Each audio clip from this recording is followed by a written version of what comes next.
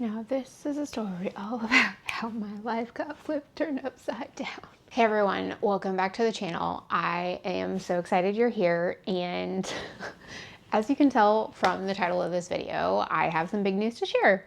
I am pregnant. I am about 12 weeks in a few days as the filming of this video, and I'm really excited to share this process with y'all.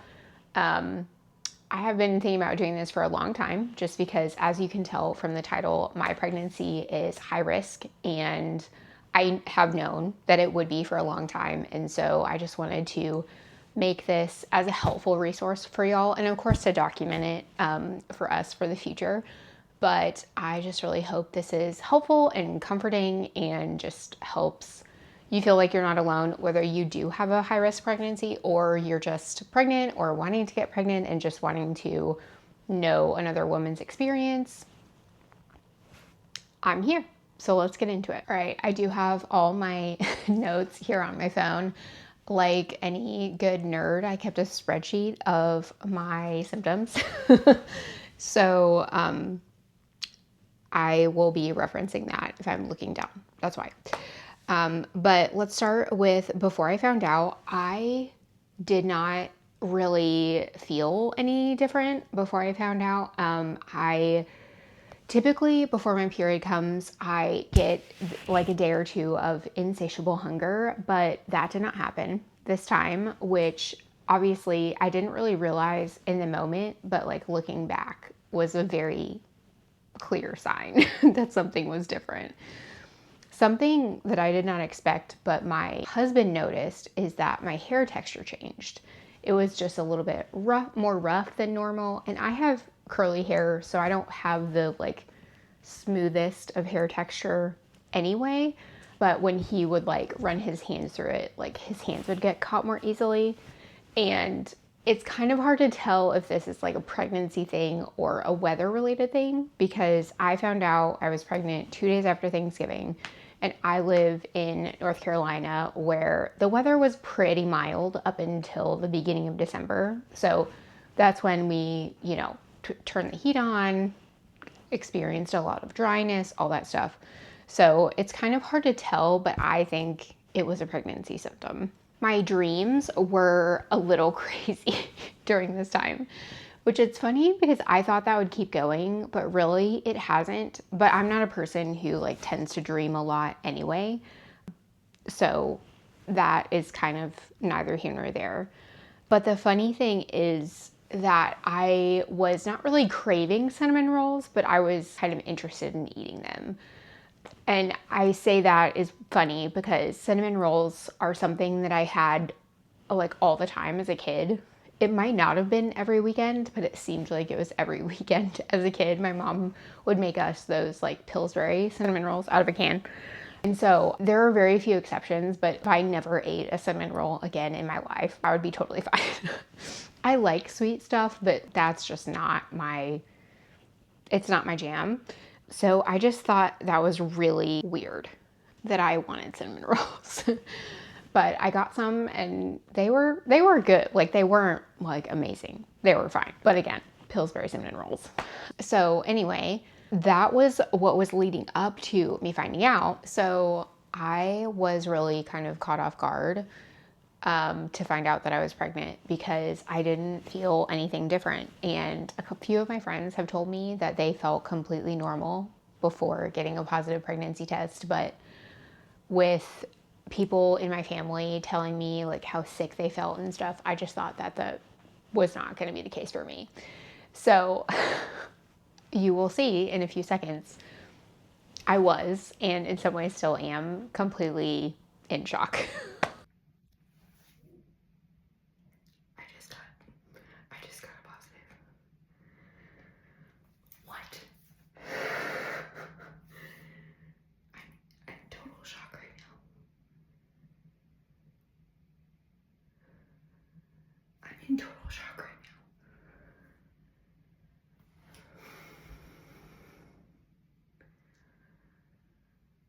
What?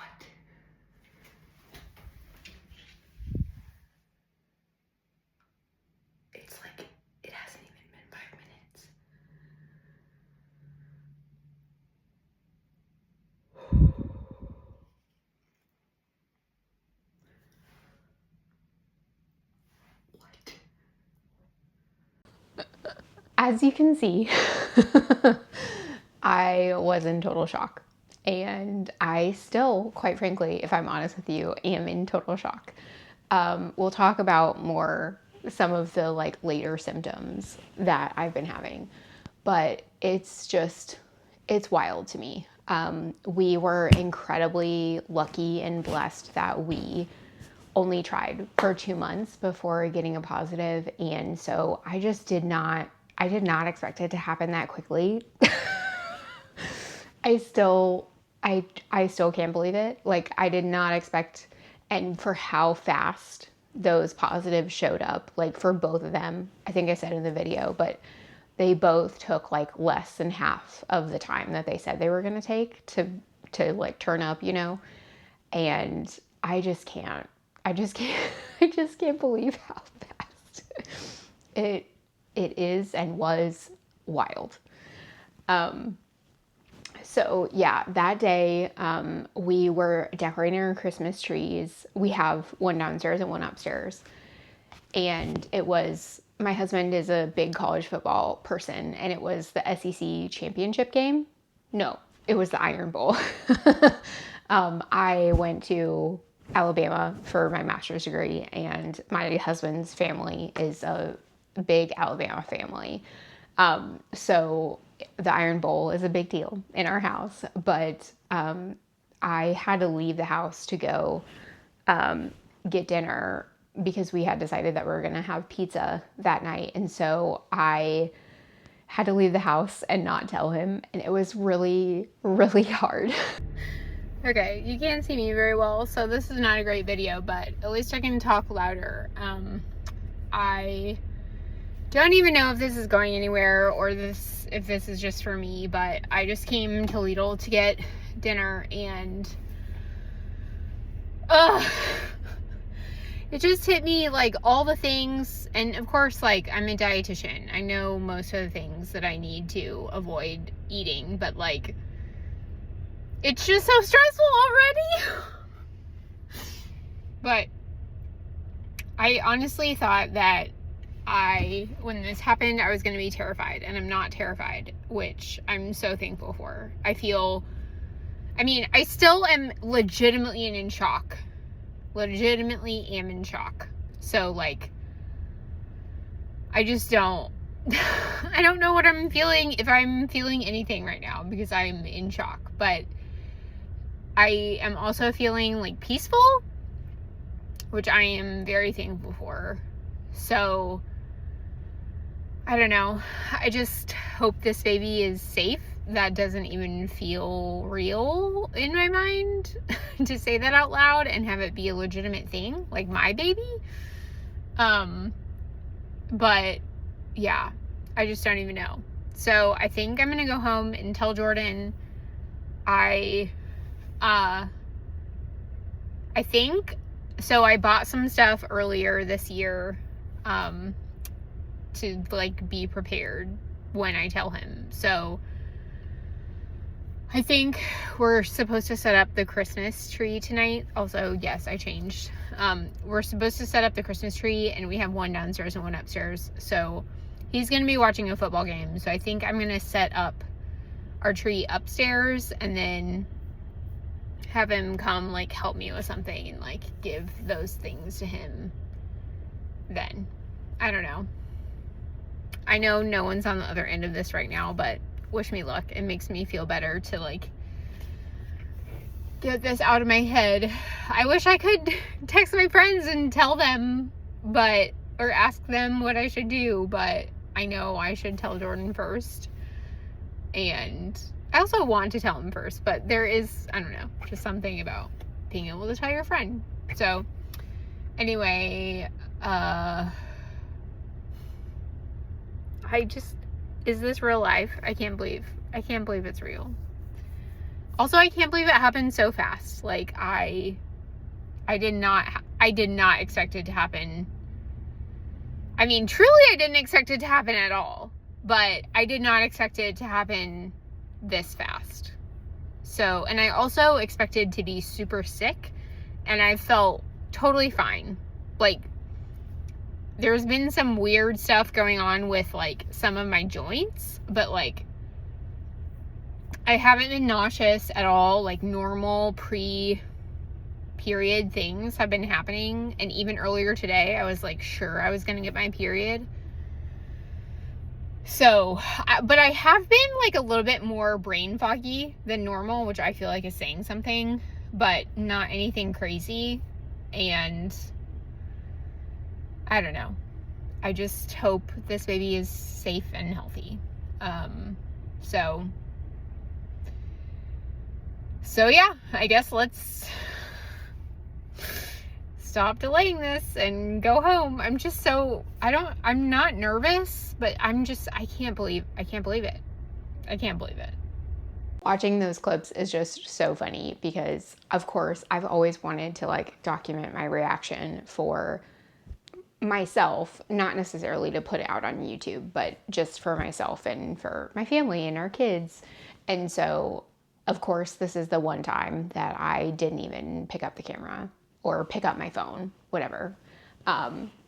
So anyway, that theme continues later in the day because after I got home, I was gonna tell Jordan, my husband, and I got my phone all set up, and as you'll be able to see in a couple of minutes, we were not in frame the whole time. I also, since we're decorating for Christmas, I have a little present for you that I picked up earlier.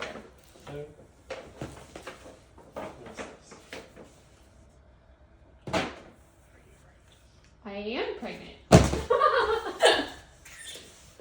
Oh my god. Are you serious? If you back up, I can show you proof.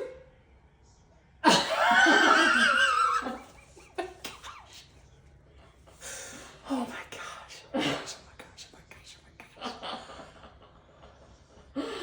my gosh. I know. I know. Oh my gosh. Okay. I'm so excited. Oh my gosh. Oh. Good. I'm still in shock. I'm sure. I can't believe it's happening. So as you can see or hear, I guess you can't see, Jordan was over the moon. He was so excited. He also could not believe it, but I think he could process his shock a little faster than I could. I was still just in major shock.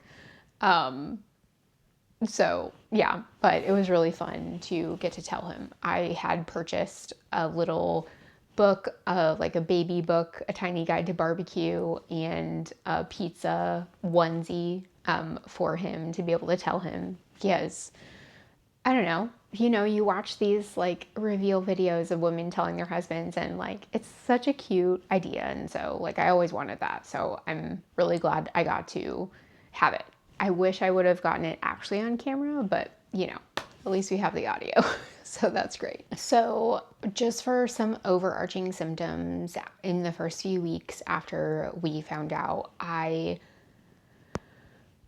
honestly didn't really have a ton, which I still feel guilty about, even though I know I have no control over it. I just feel guilty because I know so many other women experience so many harder things. But it was kind of hard I didn't really feel sick, which I'm super thankful for, but food also didn't sound good. Really nothing sounded good to eat, which made it hard to like choose what to eat. And I would say that really didn't kick in until probably week 5 or 6-ish. So I found out at 4 weeks, 3 days, I think. So I found out pretty early on, and I was a little bit scared we were having twins for a second with how fast those lines showed up. But thankfully, no, we have confirmation. There's only one in there. But nothing really sounded good. And to be honest, that still is kind of the case. thankfully for most of the first trimester, even though nothing sounded good, for the most part, when I would start eating, things would taste good. So it would be fine. Like once I started eating, I could keep eating. But there have definitely been a couple of things that like once I started eating, it didn't really sound good. And then once I started eating, it still didn't sound good.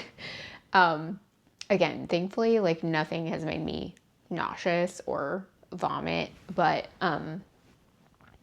yeah, food and I haven't been really getting along for the most part. But thankfully, because food has been kind of like a neutral ground, it hasn't been like, I haven't been craving anything, but I haven't had really strong aversions to anything either. I've just been able to eat relatively consistent, like small meals throughout the day. So I've been really, really thankful for that. We had our first ultrasound around week 8, and we got confirmation, like I said, that there's only one baby in there, and it was measuring exactly on time and exactly to my due date, which will be midsummer 2026.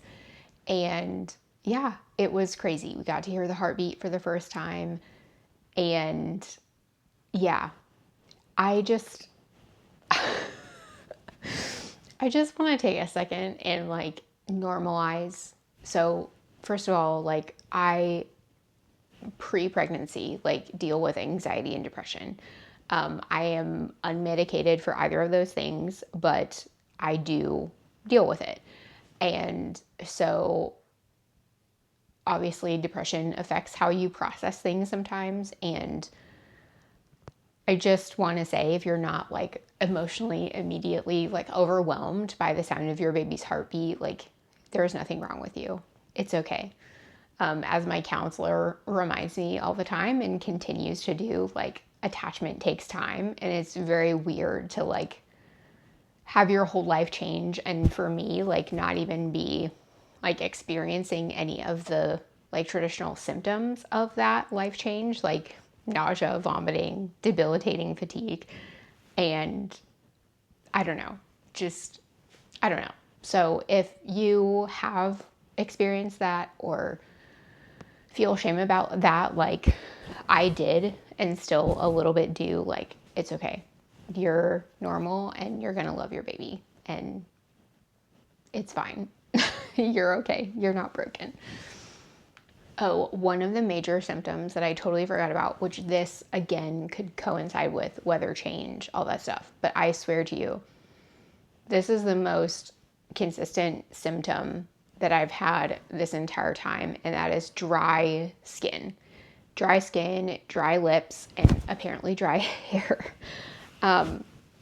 I cannot keep enough lip balm on my lips, and my skin is so dry at any given moment.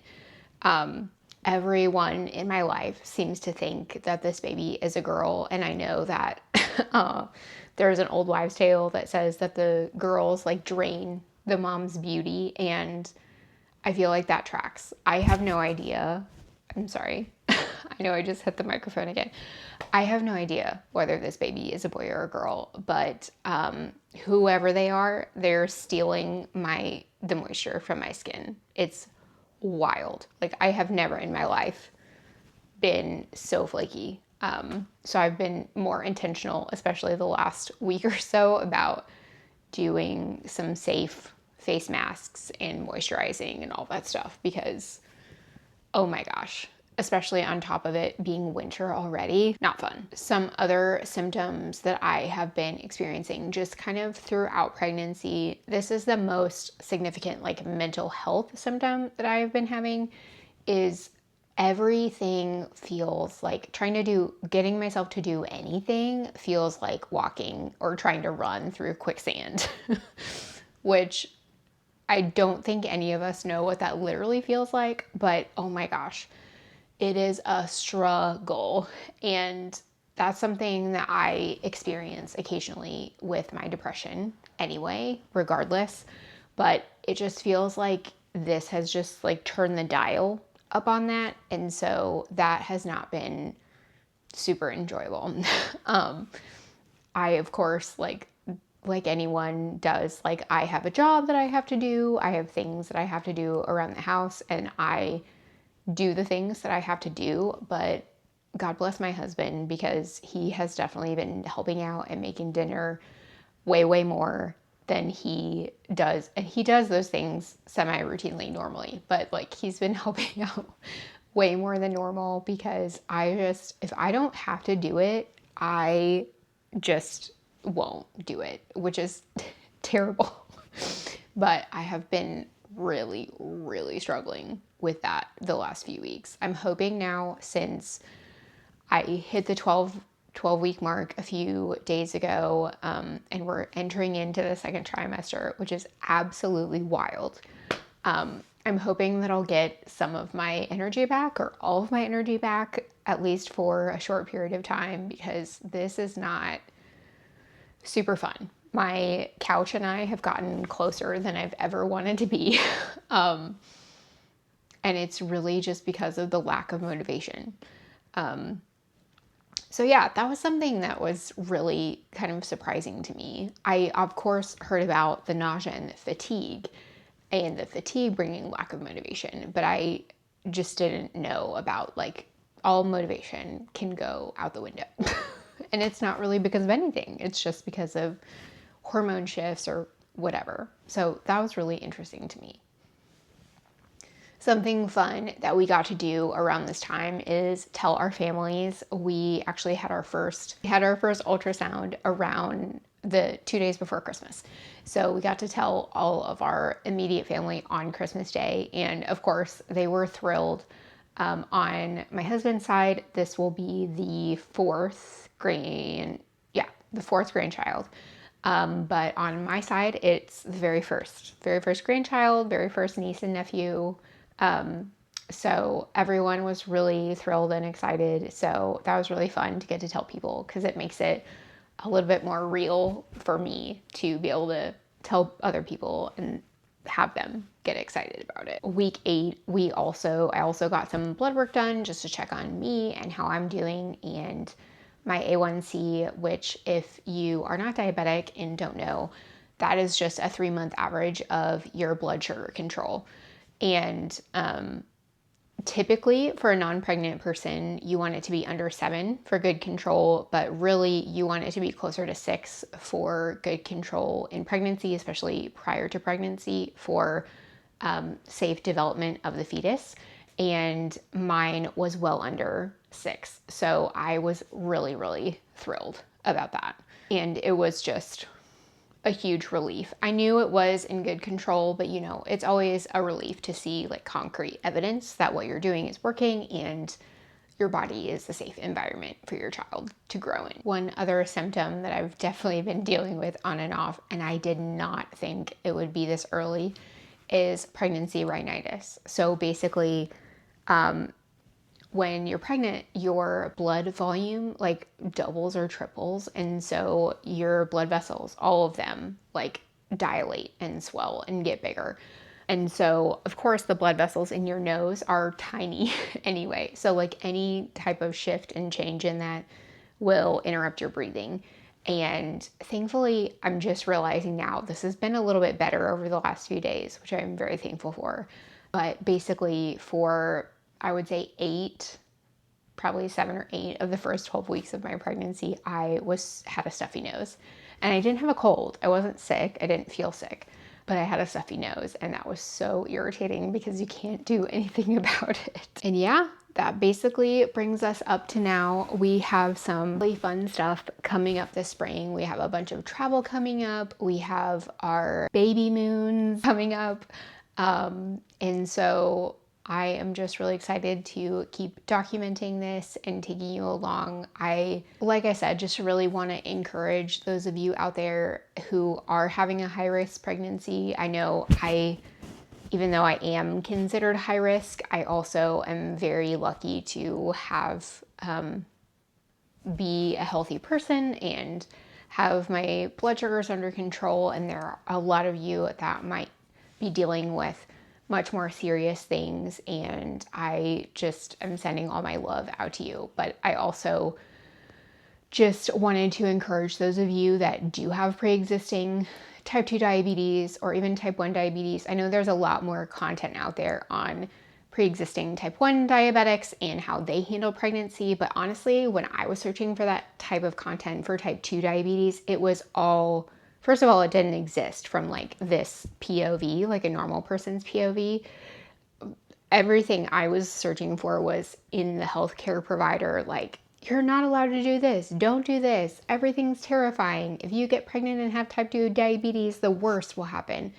And so I felt really strongly for a long time that I wanted to document going through this process, not only for myself to look back on, but also to hopefully encourage other women out there that are thinking about this and only hearing the worst and horror stories. And I just want to share with you the good, the bad, the ugly, the unfiltered, all of that stuff, because it really made me scared before I was pregnant. And obviously, I'm not that far along. I'm 12 weeks, so things could take a turn, but I am going to do my best to make sure they don't. Obviously, I know I'm a Christian, so like I know the timing and this baby's life is like in the Lord's hands and like he's in control of it, but I can do what I can do to control my health and the baby's health and all of that. And so I'm just making this to hopefully encourage you and tell you that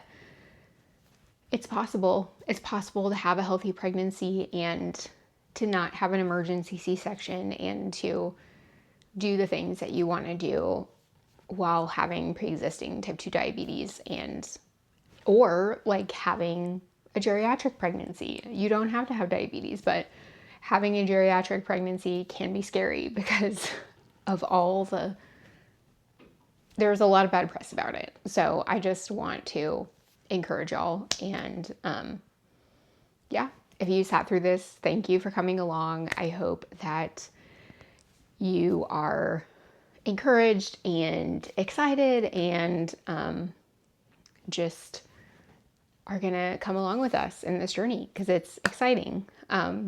So I just said excited way too much. Anyway, cue the pregnancy rambling. I am gonna go, but I hope you guys have a great day and I will see you real soon with the next check-in. Bye.